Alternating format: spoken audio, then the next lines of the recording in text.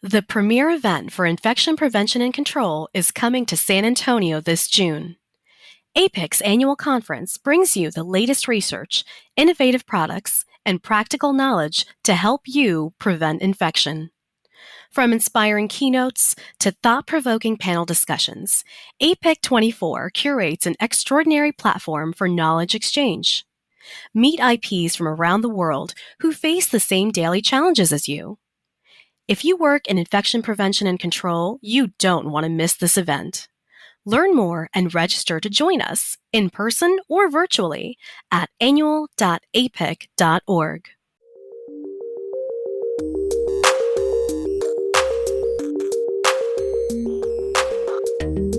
You are listening to the 5-Second Rule podcast presented by APIC, the Association for Professionals in Infection Control and Epidemiology.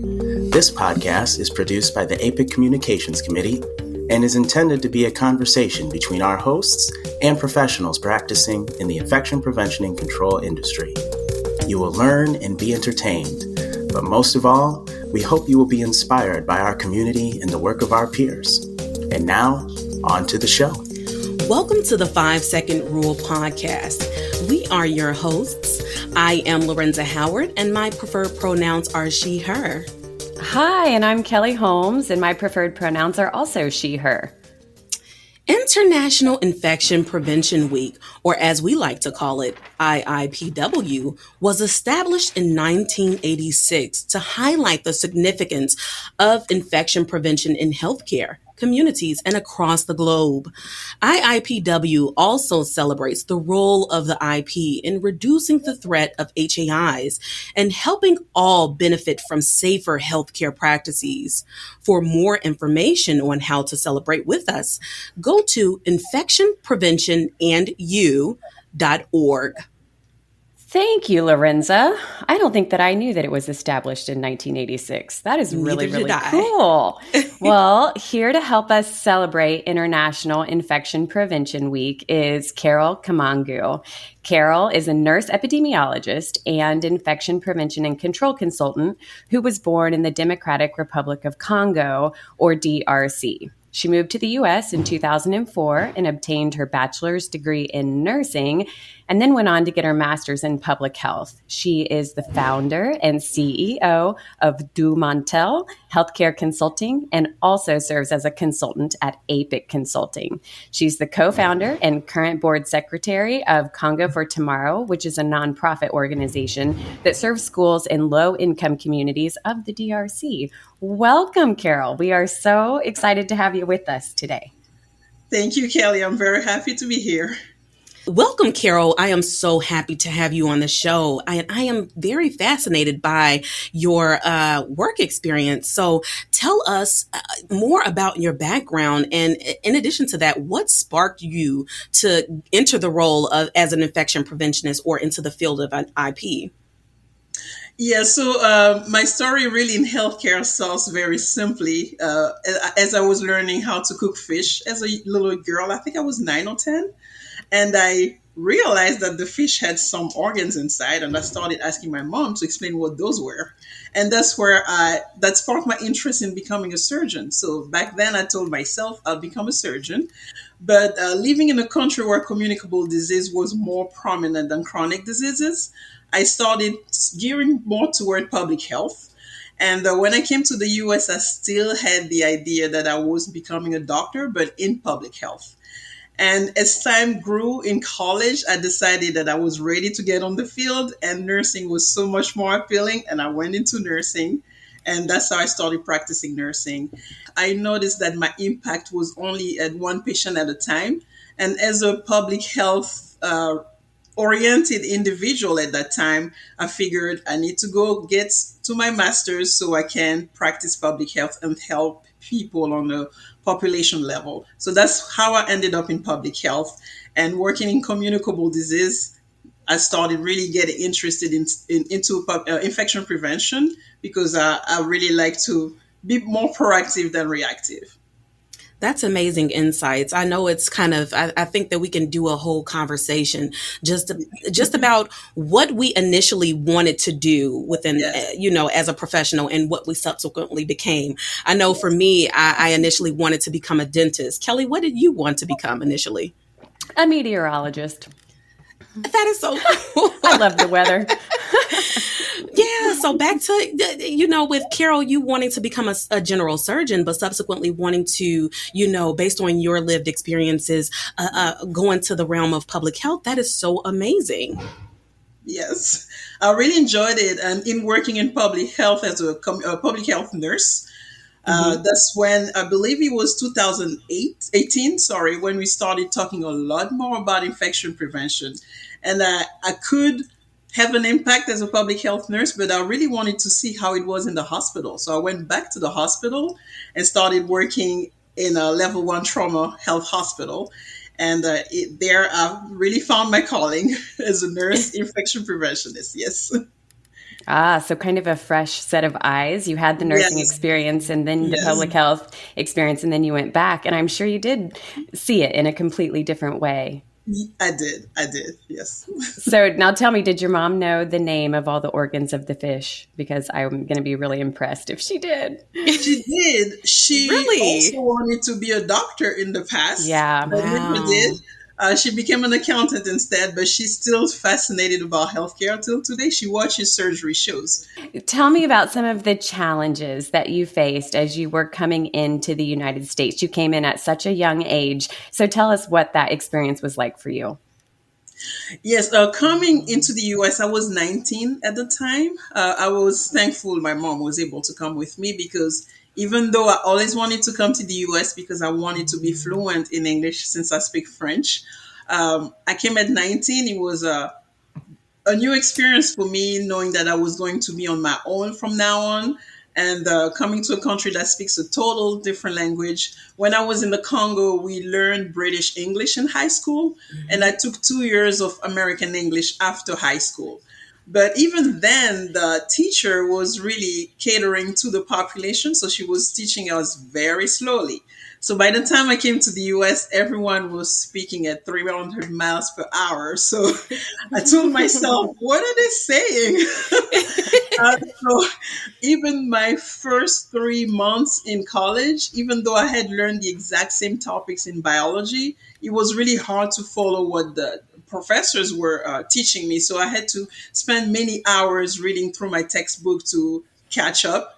And also a language barrier where it was really a big challenge. I spent a whole year not speaking in public or in large groups. I was only speaking in one-on-one conversations or 3 people conversations, and mostly with international students, until I had a friend who really encouraged me to get out of my box and, get out of my shell and speak and not be afraid of making mistakes. So after a year, I became comfortable. But the challenges didn't stop there. Going through nursing school, still having, a French accent. I had a group of professors who didn't really believe I was going to make it. And I'm also thankful I had a group that was really believing in me. So I came at some point my freshman year after failing one of the fundamentals of nursing. I became very discouraged at the time. And one of my professors said, Carole, you can do this. And I was so glad that she was there because I was really kind of losing my confidence at that time. But I'm glad I listened to her. And I was done with nursing finally 4 years later. And then I went to public health after college, and my first year as a nurse in the hospital. Yes. Well, if it makes you feel any better, Carole, I also failed a class in college, and English is my first language. It was organic chemistry. Yes. And the professor wrote me a letter and told me, that I needed to probably rethink my path. And, that was very defeating. But at the same time, there were people that did believe in me. And so I retook the class and, but I think that we learn a lot through those types of challenges. And I really always appreciate hearing someone's failure and then how they became strong. So it sounds like it kind of fueled you to succeed. And that is very inspiring. It really did. So I too, I will join in and say I too failed one course within college as well, and You did? yes, and I believe it was organic chemistry. Oh my gosh, we should That start was a my club. favorite.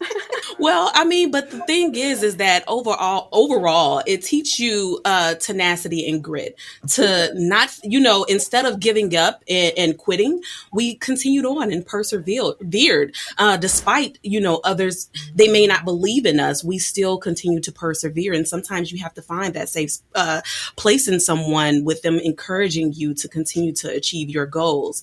And I definitely identify with what you indicated as far as, in the States, us talking fast, because one of my personal experiences is that I actually studied abroad in Ghana, Africa for 4 months in undergrad. So, of course, that was an amazing, life-changing experience. And I still carry those experiences with me today. So based on all of that, how do you utilize your lived experiences in the DRC, and how do you apply that within your role as an IP within the States? Yes, so my experience in the DRC really drove me to be always focused on marginalized communities. As I helped co-found a nonprofit, the Congo for Tomorrow, and that nonprofit is only focusing on low-income schools because they don't have resources. And that's something that I carry with me in my field of work as well. I'm always interested in those who need the most help. And that's how I became a consultant in infection control, because during the pandemic, I could notice that there were some people not only around the world, but also in the US that needed that expertise.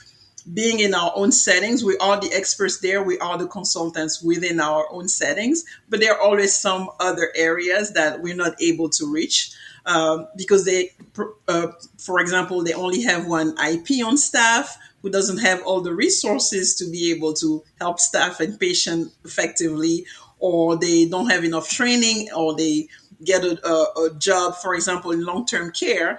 The IP is usually the director of nursing as well. So the focus is heavy on nursing.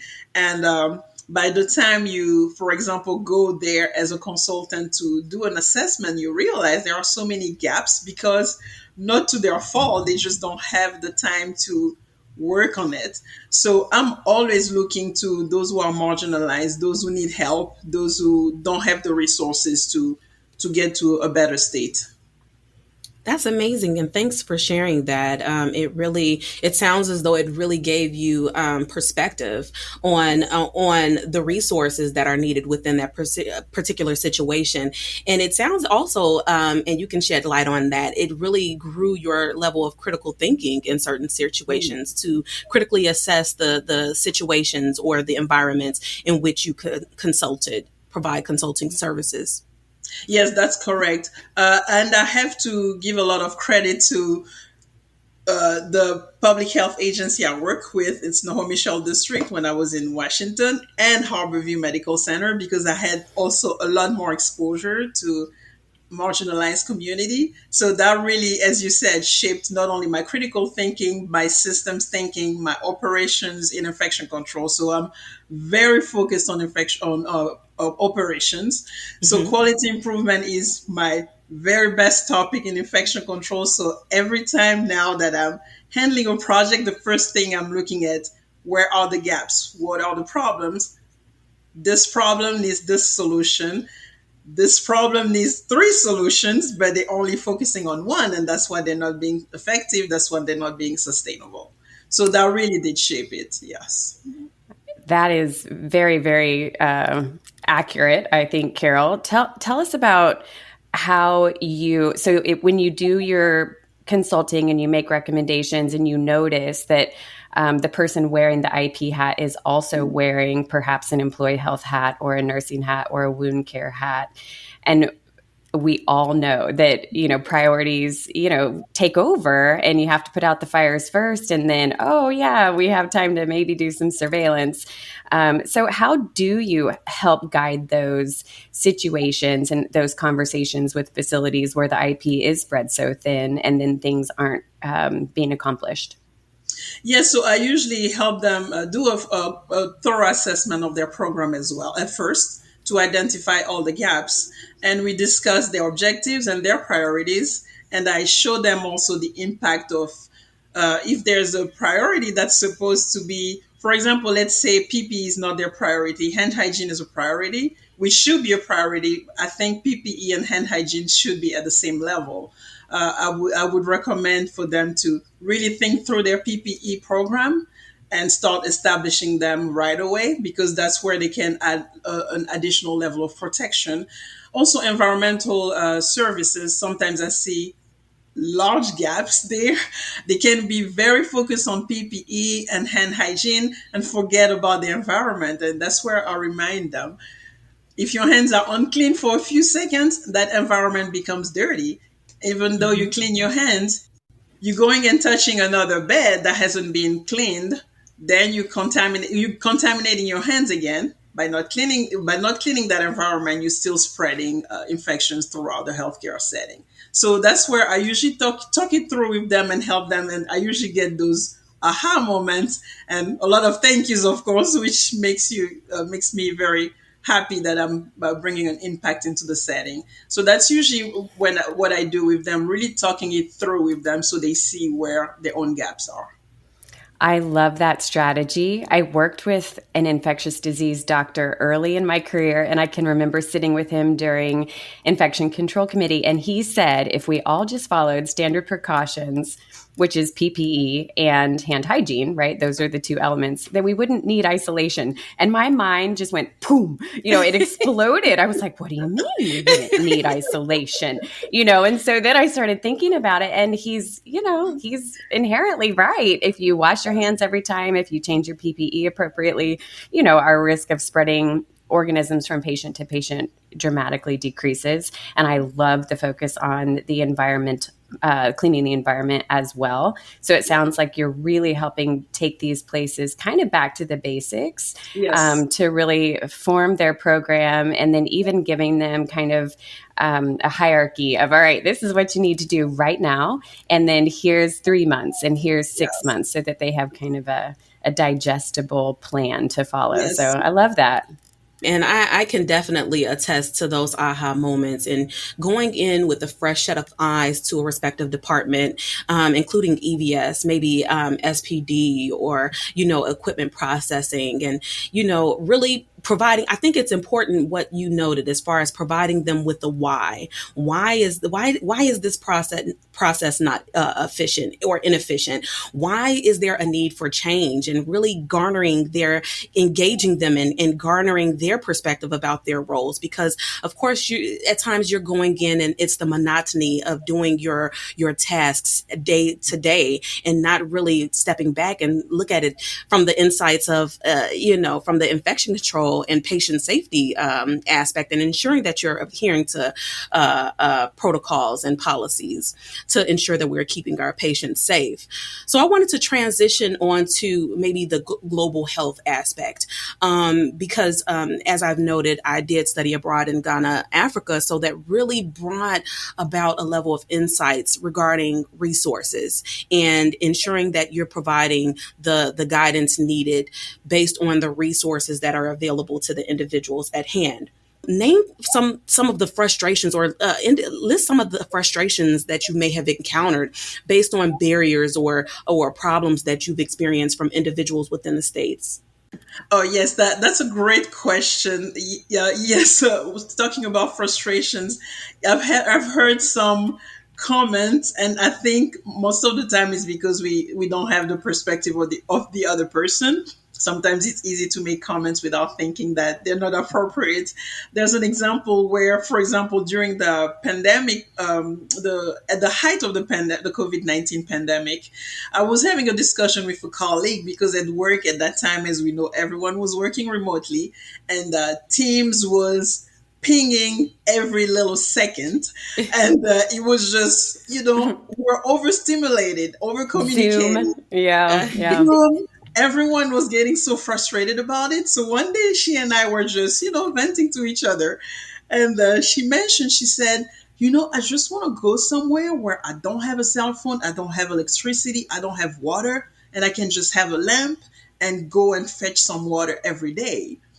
And I understood she didn't mean anything wrong by that because she's very open to foreigners and she has a lot of foreign friends and she's been exposed for a long time. But I had to stop her there, and I said, "Well, I've been in the US for a while, so I understand your frustration. But I'm going to tell you, if you were around other Congolese people like me, you would have a lot of backlash because I have some people very dear to my heart to this point in 2023 who still don't have potable water or have to wake up at 4 a.m. every day to have clean water coming out of the tap because the water doesn't come out of the faucet for the rest of the day.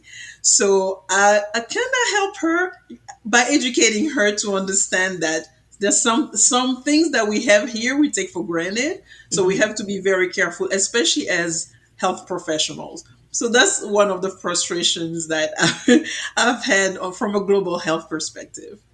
Oh, Carole, yes, I agree as well. I think that we all kind of get tunnel vision. We all, live in our own perspective, and without someone challenging us, sometimes we forget to look Yes. at both Yes. sides, or the grass is always greener on the other side. Yes.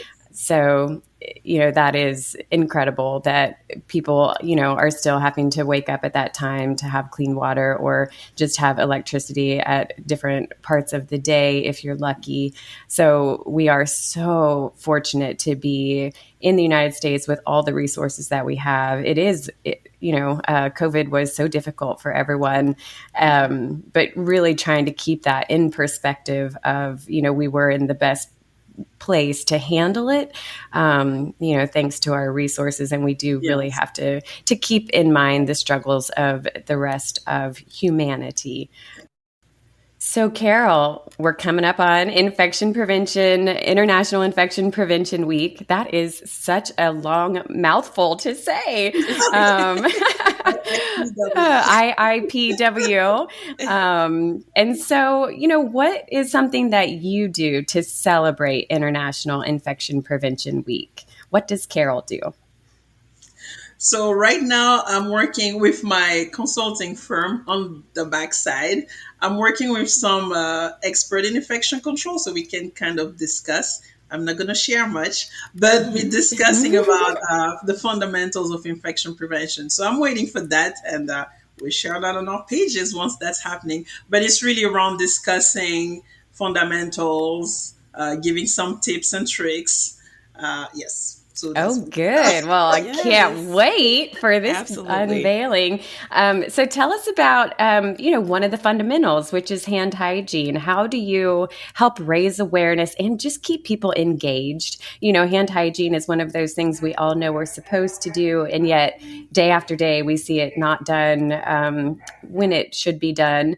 And so we all have opportunities for improvement, and we're all like, what? How can I, rephrase this in a different way to get people inspired? So what are some ideas that you have? Yes, if you ask my colleagues that I've worked with in the past 5 years before I became a consultant, they'll tell you that I'm really passionate about hand hygiene. I actually even asked my boss when I started that job.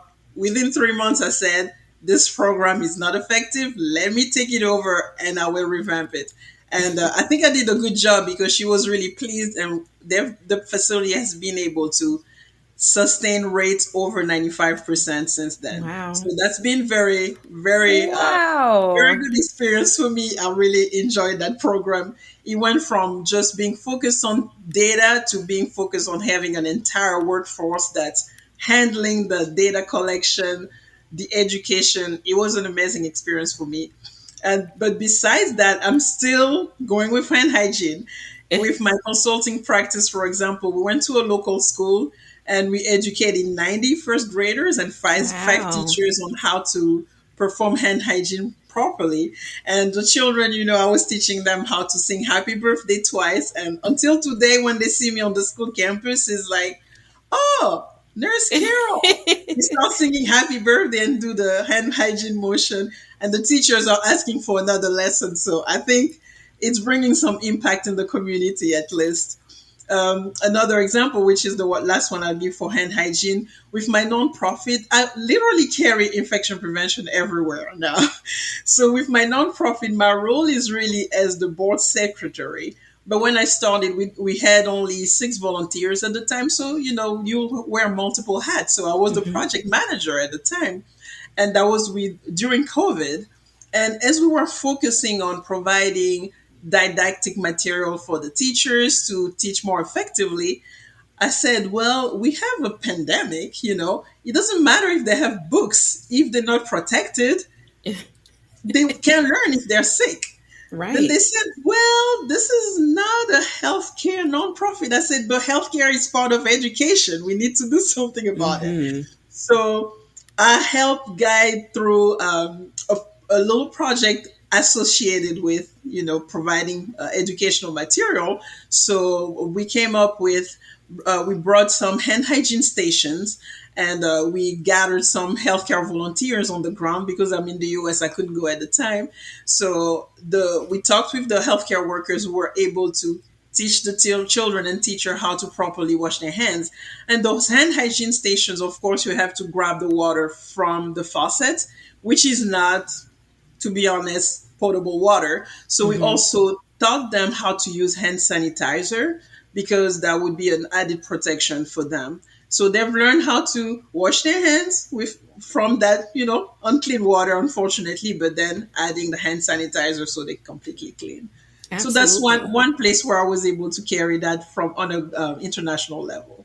Thank you for sharing that. And I can identify because one of the components of IP that I am also passionate about is hand hygiene and providing that education. World Hand Hygiene was such a fun event here at my facility. So thank you for sharing that. And I think that is absolutely integral that us as IPs, we also educate within the community such that the community is aware of how best to protect themselves and prevent infections within their community. Carole, based on your upbringing, what can you pull from that experience that prepared you to address novel infectious diseases as an IP? That's a great question. I think from my experience coming from the Congo, even though I wasn't directly exposed to diseases like Ebola, for example, I was seeing that on TV all the time in areas that were affected. And also being a war-riddled country, I was seeing other areas where people were dying from cholera because they were displaced because of the war. And myself as a child, having amoeba at 7 years old and almost dying from it because of unpotable water. So I've had so many experience with infectious diseases.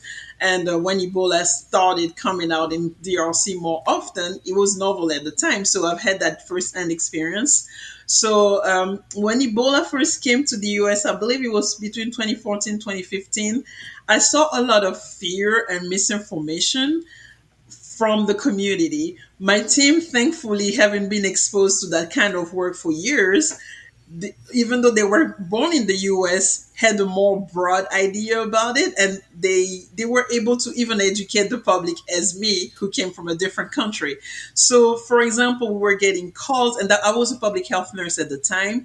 We were getting calls about people being afraid because they said from someone from North Africa, and the country they came from, the person was born in was not even affected with Ebola. And this person was on the plane from Mexico. So people were really afraid because they started associating certain culture with the disease instead of the areas that were really exposed to it. So also I have the mind of an epidemiologist. I always think, where is the source? You cannot be afraid of this disease if you live in Texas, and right now it's contained within New York. If it is spreading outside of New York, then there is an issue.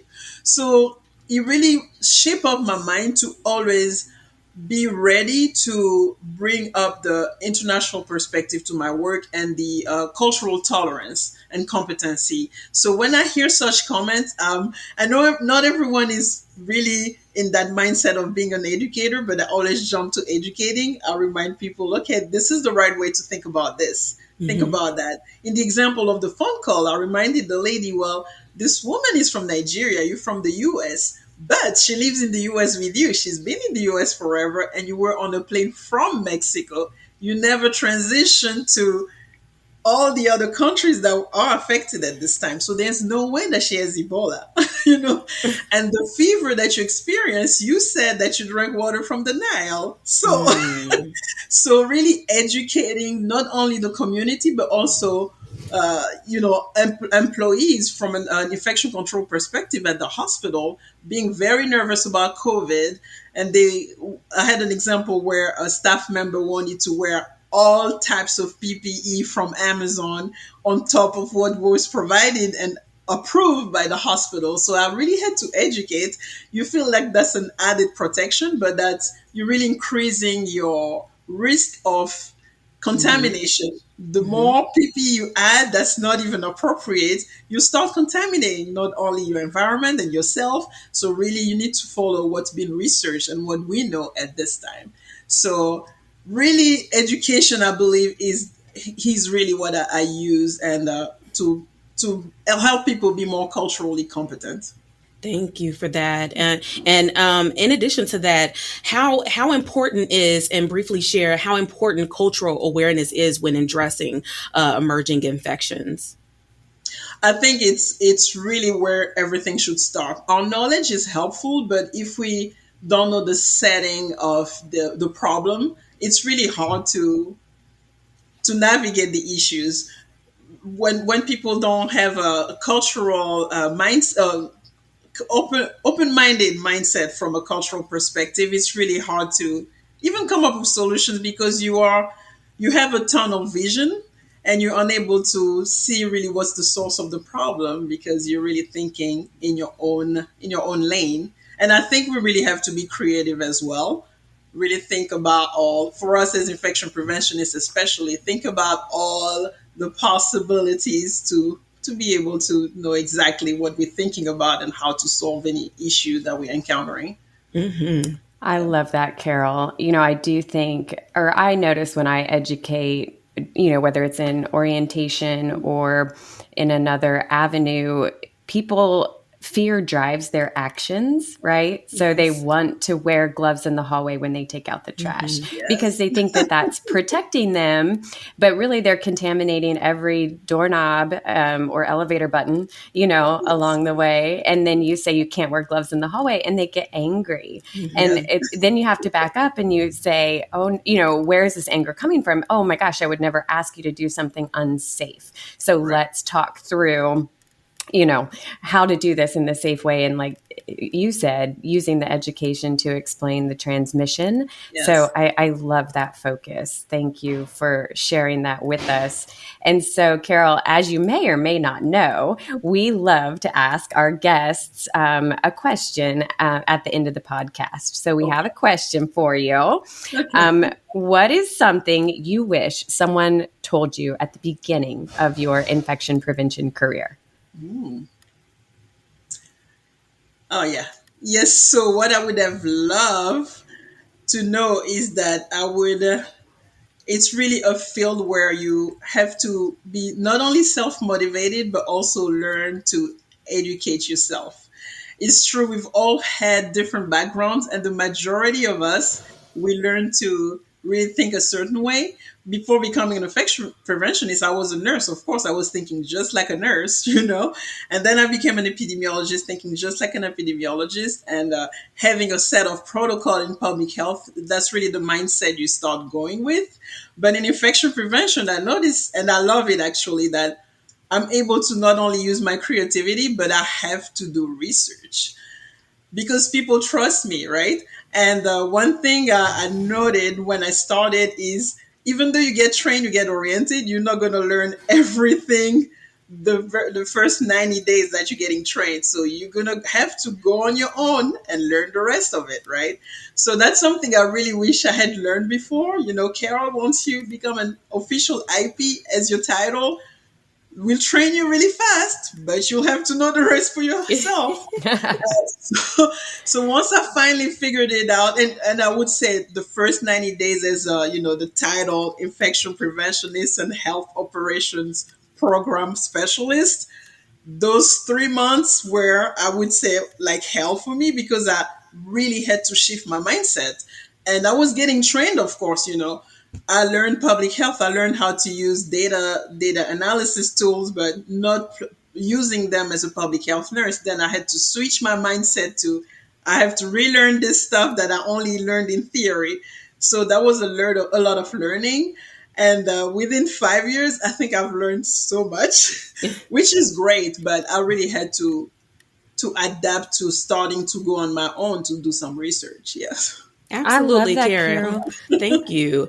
I'm pretty sure many of us can identify with the notion of being thrusted into the field of IP. So we really appreciate your time and the insights in which you share with us. We learned a lot about the fact that, of course, within this profession, you have to be self-motivated and critically think and learn how best to utilize your resources, in addition to educating yourself about the profession. Carole, thank you for coming on the show. Thank you so much. This was fun. I really enjoyed it. Thanks, Carole. Until next time. Thanks for listening to APIC's 5-Second Rule Show. We want to hear from you. Visit us at www.5secondruleshow.org. That's with the number 5, where you can contribute to the conversation. Make sure you subscribe and rate us wherever you listen to your podcasts. We're so appreciative of the hard work each of you do every day to make a safer world through infection prevention. Remember, IP stands for Important Person. You are awesome. Stay safe, and we'll see you next time.